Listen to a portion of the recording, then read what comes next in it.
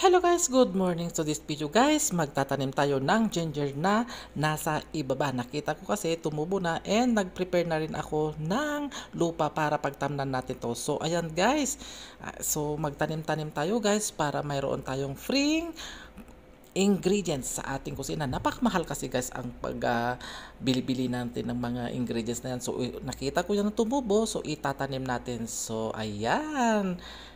Entro, pasok!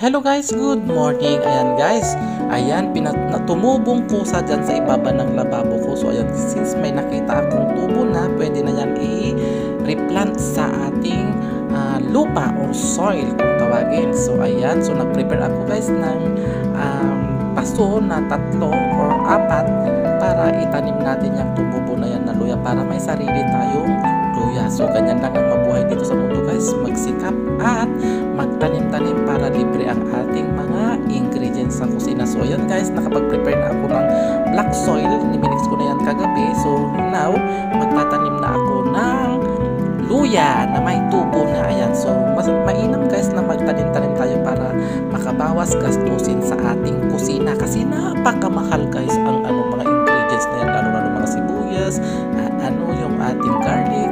Ayan, malimit natin ginagamit yung ginger sa ating pagluluto ng mga sinigang, ganyan yung mga lalansang mga ulam natin para pangtanggal ng lansa. So magtanim tayo guys ng paso-paso ng mga luya, sibuyas or yung mga ginger. O yan guys, yung ginger na yan, pwede yan guys sa paso. Huwag nyong sabihin na wala kayong espasyo or wala kayong space sa inyong bahay.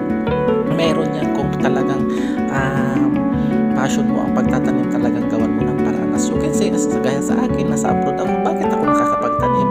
Konti lang naman ang aking paggagardenan. So masipag lang ako magpulot-pulot ng lupa dyan sa gilid-gilid.